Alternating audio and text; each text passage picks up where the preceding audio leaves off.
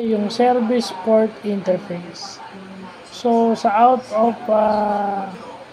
of band system management o yung sa OOB, yun yung nagpa-facilitate o nagko-control ng system between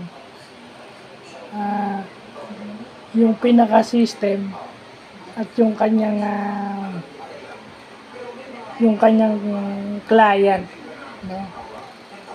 So yun yung virtual application, noong connection between the provider and the client.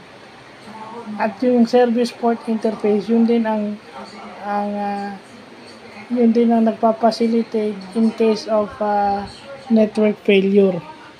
Diba kung sa Cisco yung pag-uusapan. So yung mga ganun.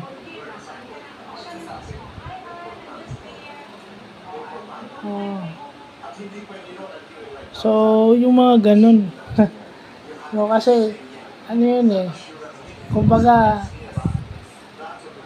sila yung nagseserbisyo para makuha mo yung dapat mong makuha o makarating sa'yo yung mga mensahe na dapat makarating sa'yo. So yun yung ng service port interface. So yun lang po.